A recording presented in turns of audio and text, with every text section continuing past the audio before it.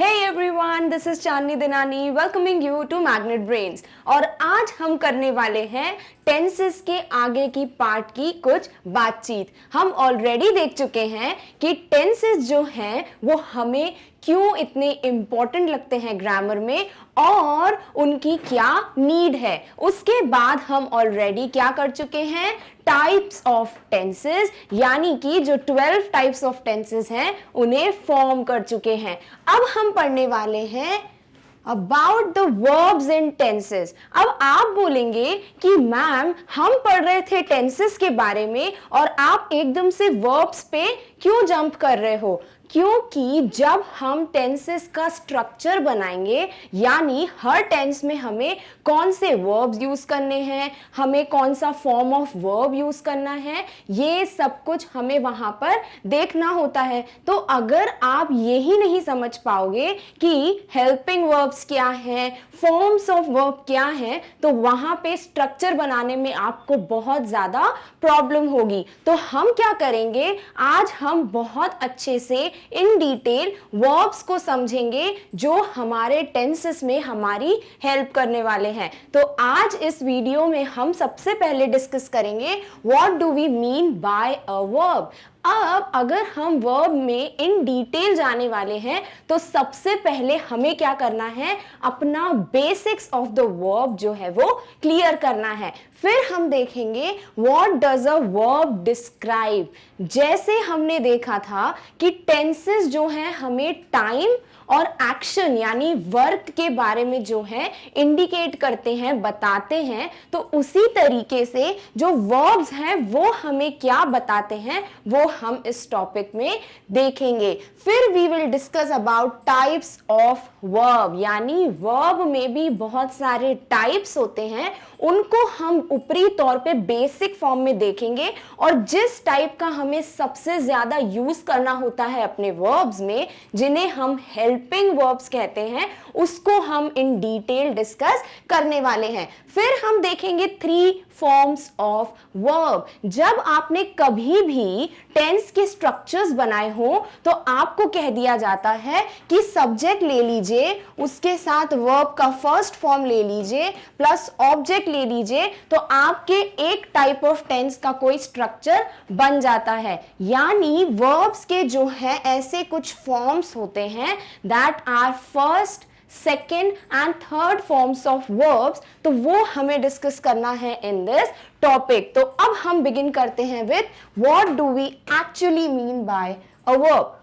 Verbs are doing words. Verbs जो होते हैं वो doing words होते हैं, यानी हम जो कर रहे होते हैं, हिंदी में जिसे हम कहते हैं क्रिया, तो उसे हम क्या कहते हैं, verbs। इन्हें हम doing words के साथ साथ action words भी कह देते हैं।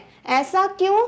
क्योंकि हम जो भी एक्शंस कर रहे हैं अपनी लाइफ में, उन्हें हमें ग्रामर में क्या कहना है, उन्हें हमें कहना है वर्ब्स। तो इसीलिए वर्ब्स आर डूइंग वर्ड्स और action words. Verbs are used to describe an action और एन इवेंट। और वर्ब्स हमें क्या बताते हैं, हमें किस चीज की जानकारी देते हैं अबाउट द एक्शंस, क्योंकि हम जो कुछ भी कर रहे हैं, what all we are doing, वो क्या होते हैं, वर्ब्स। तो वर्ब्स जो हैं वो हमें एक्शन के बारे में या फिर किसी इवेंट के बारे में बताते हैं। अब एक्शन से हमारा मतलब क्या है और इवेंट से हमारा मतलब क्या है, वो अभी हम कुछ मिनटों में देखेंगे। उसके पहले हम कुछ जो है वर्ड्स देख लेते हैं जिन्हें हम वर्ब्स कहते हैं।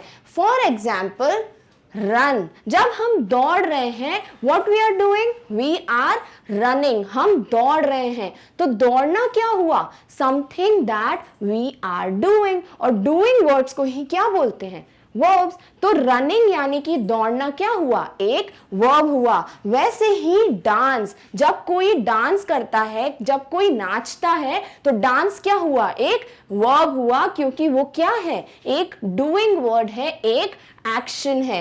वैसे ही थिंक यानी सोचना भी क्या हुआ, एक एक्शन हुआ, तो वो भी क्या कहलाएगा, अ वर्ब। Then play. आपका सबसे फेवरेट काम जो आप रोज खेलने जाते हो, तो आप क्या कर रहे हो? यू आर प्लेइंग, आप खेल रहे हो। तो खेलना भी क्या हुआ? एक वर्ब हुआ। देन ईट, हम जब खाना खाते हैं तो खाना क्या हुआ? एक एक्शन हुआ, तो that is also a verb. And finally go, यानी जाना। जब हम कहीं जा रहे हैं तो हम कोई क्रिया कर रहे हैं, कोई एक्शन कर रहे हैं, इसीलिए go is also a verb. इसी तरीके से बहुत से सारे वर्ड्स हैं, to read, to stand, to throw. तो ये सब क्या हुए? ये सब हुए वर्ब्स, यानी डूइंग वर्ड्स। तो हमें बहुत अच्छे से ये तो समझ आ गया कि हम कोई वर्ड को देखेंगे तो वो वर्ब है या नहीं, वो हम कैसे पता लगाएंगे? अगर वो वर्ड कोई एक्शन बता रहा है, कुछ काम, कुछ क्रिया के बारे में बता रहा है, तो वो हमारे वर्ब्स हो जाते हैं। How does a verb describe an action? अभी हमने definition में क्या देखा था कि verbs are doing words that describe an action or an event, यानी verb जो है वो action और event के बारे में हमें बताते हैं। तो हमें पहले ये देखना है कि action से हमारा मतलब क्या है। तो एक्शन कैन बी फिजिकल और मेंटल, यानी जब हम अपनी बॉडी को यूज करके फिजिकली कोई काम करते हैं, उसे हम कहते हैं एक्शन, जो कि क्या होगा? Physical action. For example, if I am throwing a ball, यानी मैं एक बॉल फेंक रही हूं, तो मैं क्या यूज कर रही हूं? अपने हैंड्स, अपनी बॉडी। तो फिजिकली मैंने ये एक्शन किया, क्या? थ्रोइंग का। तो थ्रोइंग क्या हुआ? एक फिजिकल एक्शन हुआ। और जो हमें एक्शंस के बारे में बताते हैं वही तो है हमारे वर्ब्स। तो अगर मैंने थ्रो लिख दिया, यानी कुछ भी फेंकना, तो ये जो है एक एक्शन है, इसीलिए इसे हम वर्ब कहते हैं। और कुछ एक्शंस होते हैं जो कि होते हैं मेंटल। मेंटल यानी जिसमें हम फिजिकली अपनी बॉडी यूज नहीं कर रहे, हम क्या कर रहे हैं?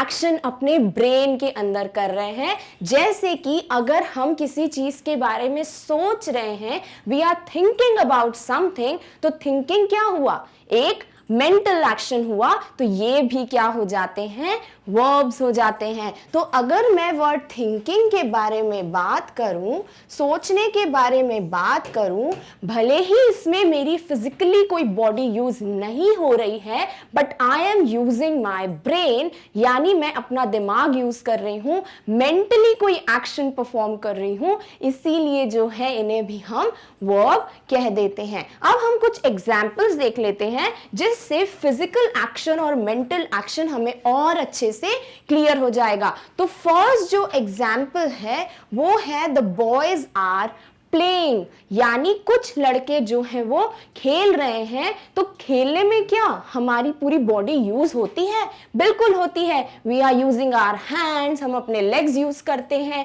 तो हमारी पूरी फिजिकली बॉडी यूज हो रही है। तो प्लेइंग जो है एक फिजिकल एक्शन हो जाता है। उसी तरीके से सीमा राइट्स अ लेटर, तो इसमें सीमा एक लेटर लिख रही है। She is writing something. तो लिखने में क्या आपकी फिजिकली कोई बॉडी यूज हुई? बिल्कुल, आपके फिंगर से ही आपने पेन पकड़ा है और आप क्या कर रहे हो? कुछ लिख रहे हो। तो क्या हुआ? ये हुआ एक फिजिकल एक्शन। तो वर्ड प्लेइंग एंड राइट्स ये बता रहे हैं कि कोई एक्शन हो रहा है, तो ये क्या हो गए? वर्ब्स हो गए। Next example is Radha is thinking. Radha जो है वो कुछ सोच रही है, तो सोचने में उसने अपना मेंटल एबिलिटी यूज किया, अपना दिमाग यूज किया। इसीलिए थिंकिंग से हमें ये तो पता चल रहा है कि कुछ एक्शन जरूर हो रहा है, पर वो क्या है? एक मेंटल एक्शन। तो क्या हुआ? वो एक वर्ब हुआ। तो थिंकिंग भी क्या है? एक वर्ब है डिस्क्राइबिंग अ मेंटल एक्शन। लास्टली, ही इमेजिन्स ग्रेट थिंग्स। वो जो है बहुत अच्छी अच्छी चीजें सोचता है। इमेजिन यानी कि जब हम किसी चीज के बारे में सोचते हैं कि ऐसा हो सकता है कि मैं डिज्नीलैंड में हूं, तो वी आर इमेजिनिंग समथिंग। तो इमेजिन भी क्या हो गया, एक मेंटल एक्शन हो गया। इसीलिए ये वर्ड्स जो हैं playing, rights, thinking and imagines, ये क्या हो गए, ये हो गए हमारे वर्ब्स। तो हमें ये क्लियर हो गया कि वर्ब्स जो है फिजिकल या मेंटल, जिसे हम टुगेदर कहते हैं, एक्शन कैसे डिस्क्राइब करते हैं। नेक्स्ट क्या डिस्क्राइब करते हैं verbs? Verbs describe about the events. तो इवेंट से हमारा क्या मतलब है, let's check that. Event is something that happens, the outcome, issue or result of anything. Event से हम ये समझते हैं जब कोई भी चीज होती है उसे हम कहते हैं एक इवेंट। जैसे कि अगर कोई पार्टी जो है वो हो रही है, तो पार्टी क्या हुई, एक इवेंट हुआ, क्योंकि पार्टी है क्या, पार्टी हुई है। तो हम क्या बोल रहे हैं, जब कोई चीज जो है वो होती है उसे हम कहते हैं इवेंट। द आउटकम यानी जब किसी चीज का कोई रिजल्ट आता है, जो फाइनल हमें मिलता है पार्ट, जिसे हम रिजल्ट कहते हैं ऑफ एनीथिंग, उसे ही हम क्या कहते हैं, आउटकम। तो वो भी क्या हुआ, एक इवेंट हुआ।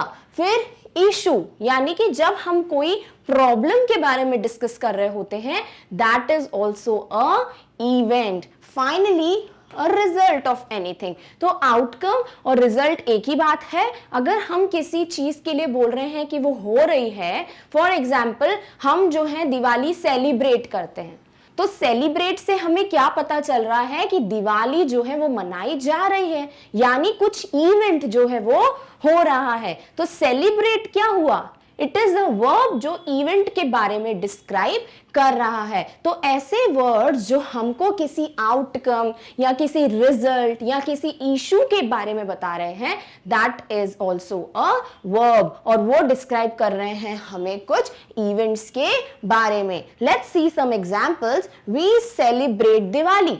सेम थिंग जो मैंने अभी थोड़ी देर पहले बोली कि वी सेलिब्रेट दिवाली से हम क्या समझ रहे हैं कि हम दिवाली मनाते हैं।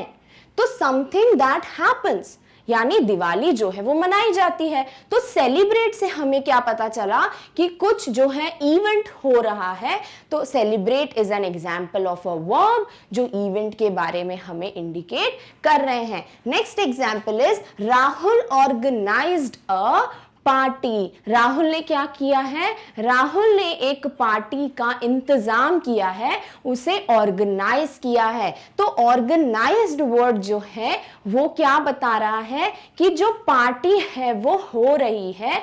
तो क्या हुआ, ये हुआ एक verb which is describing about an event. तो हमें वर्ब के बारे में अगर कोई पूछेगा तो हमें वो क्लियर हो गया है। और कोई भी वर्ड्स हमारे सामने आएंगे और उनमें से हमें पूछा जाएगा कि इनमें से कौन सा वर्ड वर्ब है, तो वो भी आप बता दोगे कि अगर हमें कोई फिजिकल एक्शन या मेंटल एक्शन या फिर कोई इवेंट दिख रहा है उस वर्ड में, तो क्या होगा, वो होगा वर्ब का एग्जाम्पल।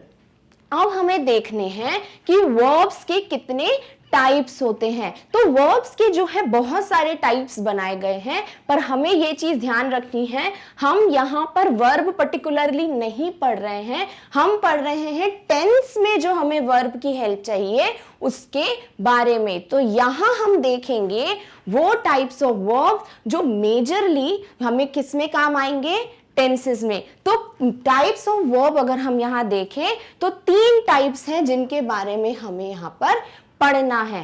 पहला इज एक्शन वर्ब्स। अब ये नाम से ही समझ आ रहा है, जब कोई वर्ब हमें किसी एक्शन के बारे में बता रहा है, क्या हो गए वो एक्शन वर्ब्स, जो अभी हमने थोड़ी देर पहले देखे थे, run, play, dance, sing, all these are actions, जो क्रियाएं होती हैं, that are action verbs. Next second type of verb is helping verbs. और यही है वो जिन्हें हमें बहुत अच्छे से पढ़ना है। हेल्पिंग वर्ब्स अगर हम वर्ड से देखें तो वो वर्ब्स जो मेन वर्ब यानी एक्शन वर्ब की मदद करते हैं उन्हें हम कहते हैं हेल्पिंग वर्ब्स। वो वर्ब्स जो हेल्प कर रहे हैं, कैसे हेल्प करते हैं वो हम इन डिटेल हेल्पिंग वर्ब्स में पढ़ेंगे। तो हेल्पिंग वर्ब्स और एक्शन वर्ब्स हमें क्लियर हैं।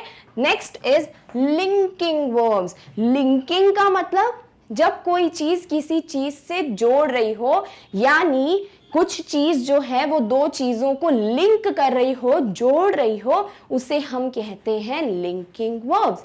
क्या होते हैं ये अभी हम डिस्कस कर लेते हैं। तो first is action verbs. Verbs that express the action और an activity that a person or thing do.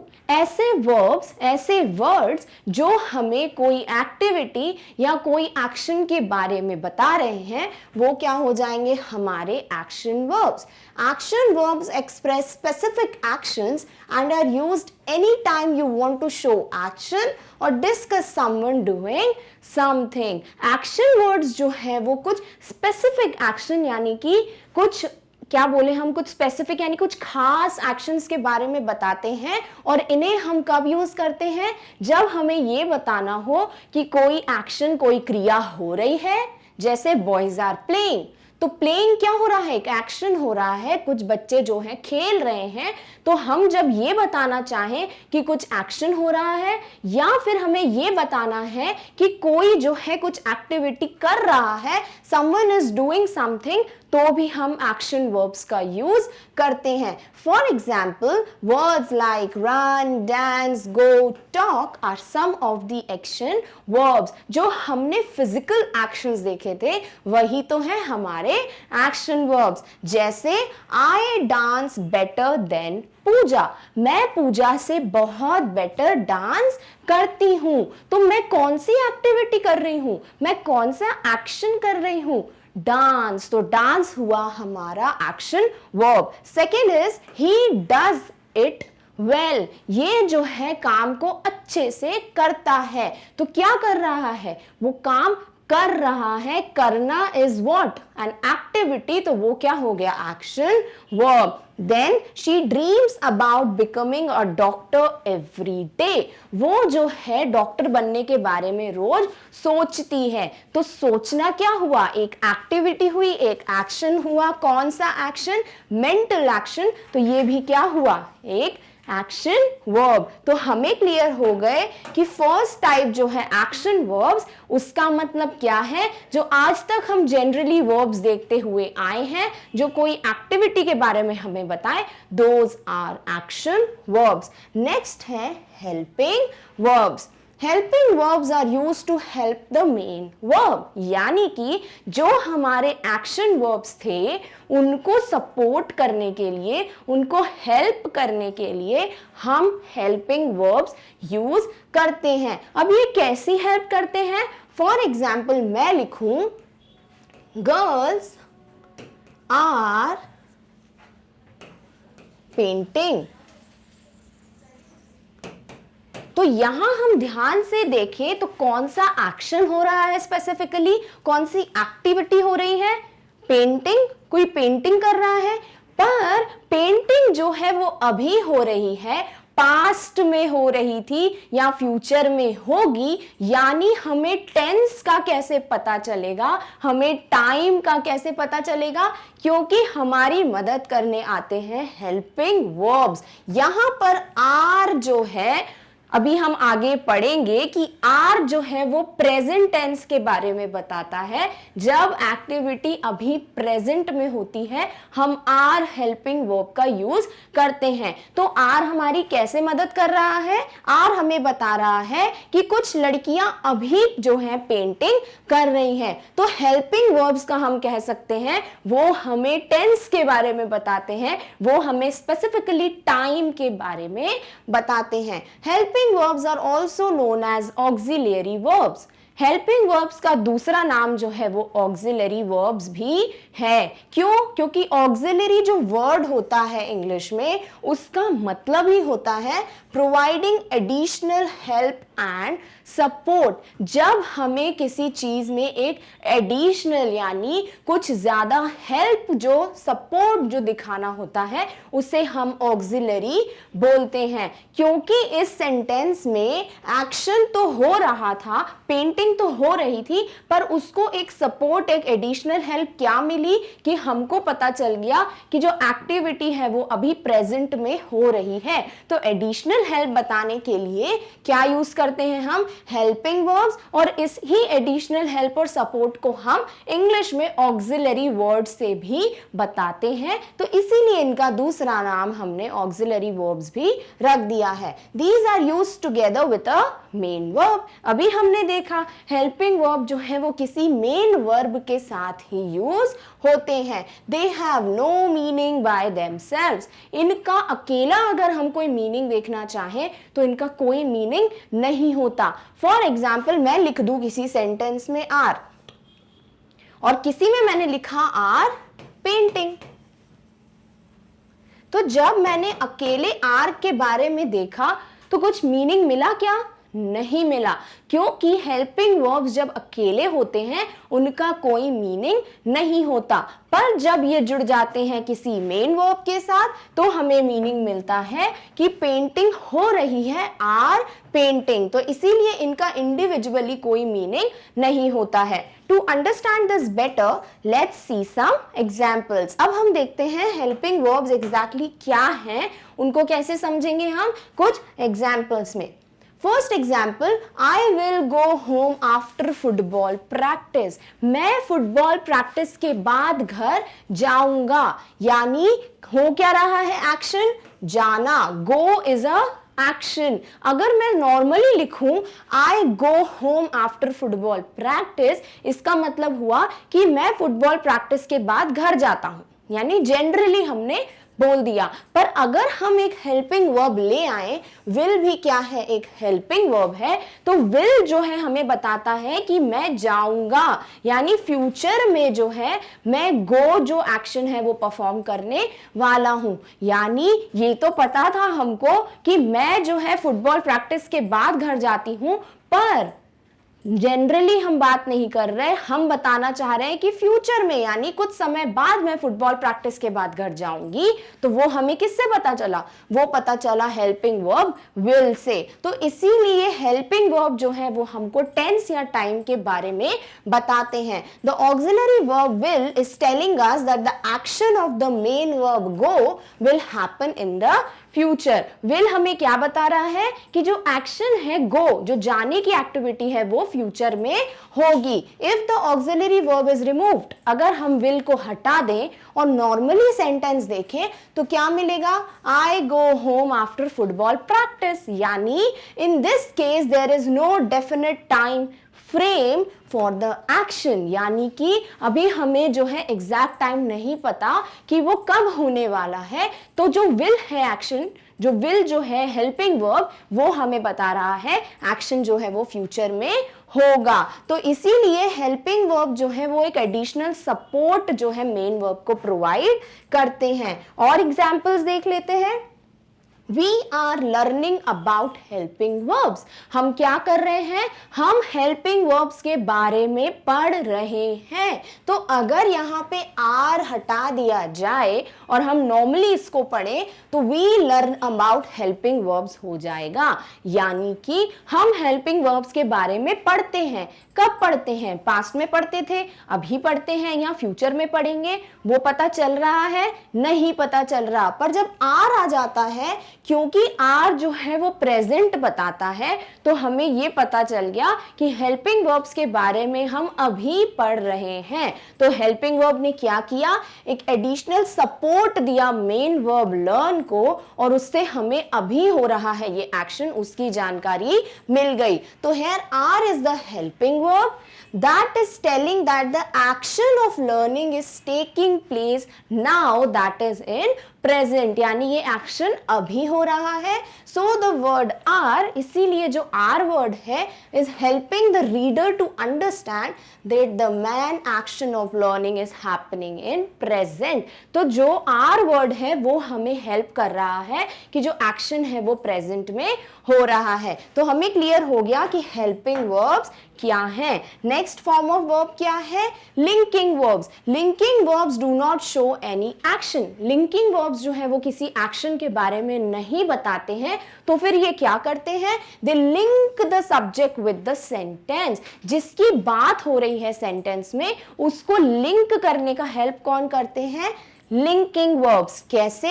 They help the reader to know more about the subject. जब भी हम कोई सेंटेंस पढ़ रहे हैं उसमें हम किसी की बात करते हैं, उसे हम क्या बोलते हैं? Subject of the sentence. और अगर हमें उसके बारे में और जानकारी चाहिए तो वो क्या हो जाता है? लिंकिंग वर्ब जो है वो हमें बताते हैं सब्जेक्ट के बारे में और भी बातें. इसीलिए जो हमें वर्ड्स और बता रहे हैं सब्जेक्ट के बारे में वो क्या कर रहे हैं? वो सब्जेक्ट को पूरे सेंटेंस के साथ जोड़ रहे हैं, लिंक कर रहे हैं. कैसे? The flower smells sweet. Example हमने ले लिया कि फ्लावर जो है वो बहुत अच्छी उससे खुशबू आ रही है. तो फ्लावर स्मेल्स स्वीट, किसकी बात हो रही है? फ्लावर की, यानी that is the subject of the sentence. तो फ्लावर जो है उससे बहुत स्वीट स्मेल आ रही है, वो हमें कौन बता रहा है? वो हमें बता रहा है वर्ड स्मेल्स. अगर हम नॉर्मली स्मेल्स लिख देते, यानी खुशबू आ रही है या कैसी हमें स्मेल आ रही है, तो इंडिविजुअली वो कोई एक्शन नहीं है. पर अगर हम इस सेंटेंस में डाल रहे हैं तो स्मेल्स जो है फ्लावर यानी सब्जेक्ट ऑफ द सेंटेंस के बारे में हमें एडिशनल बात बता रहा है कि उसकी खुशबू बहुत मीठी है. तो यहाँ स्मेल्स क्या हुआ? Smells is the linking verb. Here verb smells is the linking the subject flower with its quality. यानी फ्लावर की खुशबू बहुत अच्छी है, वो क्या हुआ? इसकी क्वालिटी हुई. और उसी से लिंक कौन कर रहा है? उससे लिंक हो रहा है हमारा word smells. It is telling the reader that a flower has a sweet smell. इससे हमें पता चल रहा है कि फ्लावर की खुशबू बहुत ज्यादा स्वीट है. तो हमें क्लियर हो गए हैं तीनों टाइप्स ऑफ वर्ब्स. अब हम अगले वीडियो में देखेंगे कि एग्जैक्टली जो वर्ब होते हैं उसके कौन कौन से फॉर्म्स होते हैं, क्योंकि हमें उन्हें ही यूज करना होता है making the structure of a tense. तो अब हम मिलेंगे नेक्स्ट वीडियो में. तब तक आप अपना ध्यान रखिए. और अगर आप क्लास 4 से 12 तक के नोट्स देखना चाहते हैं तो आप magnetbrains.com पे विजिट करेंगे. Thank you for watching and take care. Bye.